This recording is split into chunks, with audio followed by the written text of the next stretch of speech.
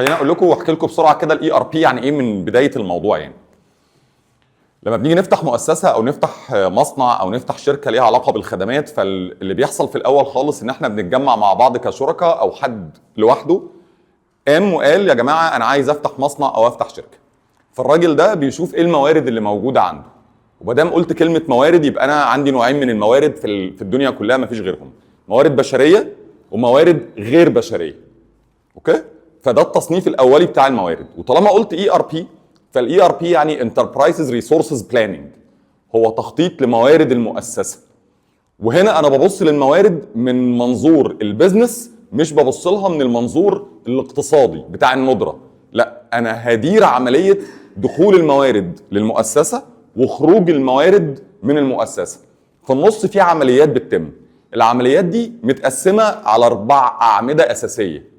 ال4 اعمده الاساسيه دي اللي هي الاداره الماليه، فانا لو لسه هفتح بزنس فانا اكيد هدور على تمويل او على فلوس، او انا استثمرت وقتي اللي هو عباره عن فلوس فوصلت ان انا بعرف اطلع منتج، او بدرس الماركت علشان اشوف انا هدخل منين، خدمات ولا منتجات.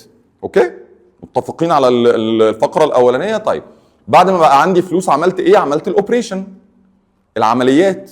فالعمليات دي فيها يا اما انا بقدم خدمه يا اما بقدم منتج، يا اما خدمه يا اما منتج. طيب كويس قوي. وبعدين بقى عندي المنتج ده في المخزن. بقى عندي المنتج ده فين؟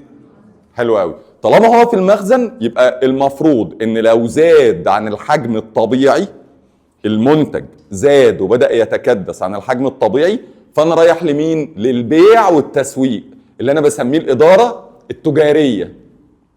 كويس؟ طيب مين اللي هيدير الموضوع ده كله بشكل ما او باخر؟ الموارد البشريه، الاتش ار.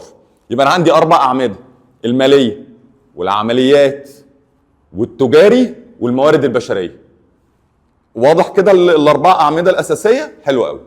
ال4 اعمده الاساسيه دول بعد ما ببدا اشتغل جوه المؤسسه بتاعتي بلاقي ان في مجموعه من البيانات اليوميه. البيانات اليوميه دي لازم تتحرك في شكل دوره مستنديه. الدوره المستنديه دي تديني معلومه فتساعدني على اتخاذ القرار. يبقى احنا الاول بكولكت البيانات بشكل منظم علشان يطلع منه في الاخر معلومه، المعلومه دي ناخد على اساسها قرار. الامور سهله؟ واضحه لحد كده ولا الدنيا متلخبطه؟ حلو. فعلشان اشتغل على الموضوع ده انا محتاج سيستم. السيستم ده عشان اقدر انفذه بشكل جيد لازم افهم الدوره المستنديه في البيزنس قبل ما اقول انا هطبق الديجيتال ترانسفورميشن او هطبق الاي ار بي سيستم جوه المؤسسه. في شويه عوائق بتحصل لنا، وركزوا معايا قوي في موضوع العوائق اللي بتحصل لنا. الثقافه، ثقافه المؤسسات.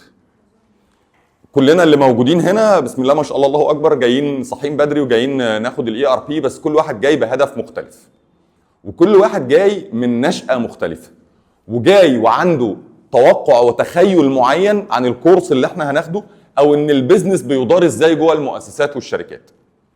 وبعضنا اكيد متخيل انه اول ما هيطلع من الكلية هيلاقي شغل بسهولة علشان هو اخد في الكلية مجموعة من المعلومات، مجموعة المعلومات دي تؤهله انه يشتغل جوه الشركة. اما يجي يدخل جوه الشركة هيصطدم بثقافة. ثقافة المؤسسة دي ايه؟ جوه المؤسسات بتبقى الحياة متكاملة. يعني حضرتك لما بتدخل مصنع او بتدخل شركة حضرتك بتلاقي ايه؟ بتلاقي في ناس عندها مشاكل اجتماعية، وهتلاقي في ناس عندها الطموح، وناس عندها اهداف مختلفة. في الاخر حضرتك لازم توحد ده كله تحت حاجة واحدة اسمها الرؤية. اسمها ايه؟ الرؤية. طيب الرؤية دي بتاعت مين؟ مين اللي حطها؟ مين؟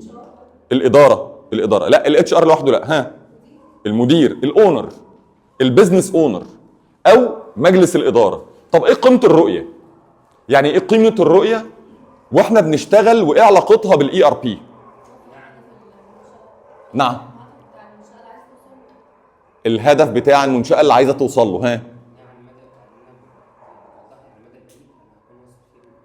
على المدى البعيد. يبقى الرؤية مرتبطة بالمدى البعيد.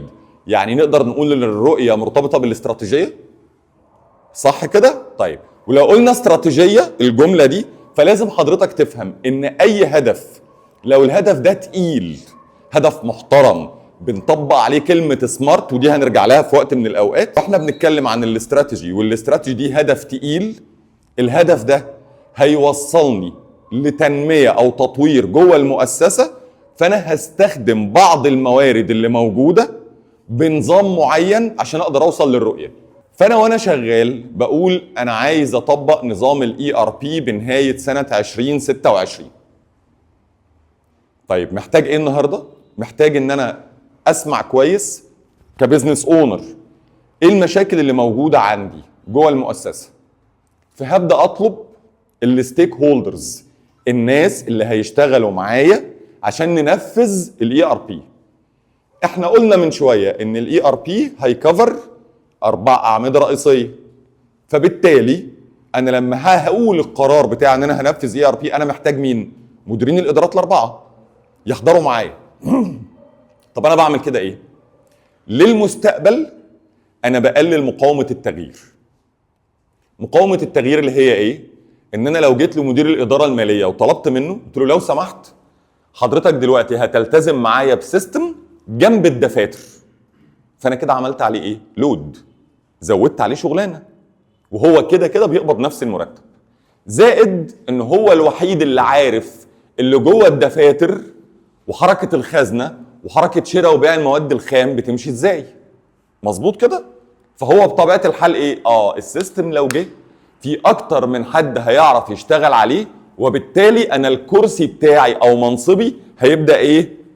يتهز من تحت مني، فبقى عندي مقاومه تغيير داخليه اوتوماتيك من قبل اصلا ما ابدا السيستم. وبالتالي انا بعمل ايه كاونر كبزنس اونر؟ لا، انا بجيب الناس الانترستد بارتيز والستيك هولدرز اللي هيشتغلوا معايا على السيستم ده، واقول لهم ايه البنفيتس بتاعتهم اللي هياخدوها من السيستم، تاخد السيستم ليه، هيفيدك بايه، وكمان لما تنفذ السيستم الانسنتيفز بتاعتك هتبقى ايه. ولما بقول بنفيتس وانسنتيفز يبقى انا كده رايح لمدير ايه جوه المؤسسه؟ الاتش ار.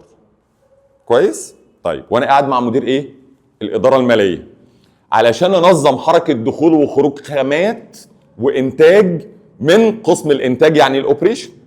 مين اللي هيصرف ويجيب لنا؟ بتاع الماليه. ففي الاخر احنا كلنا هنلف جوه ال4 بيلرز اللي احنا حكينا فيهم، اللي هم ايه؟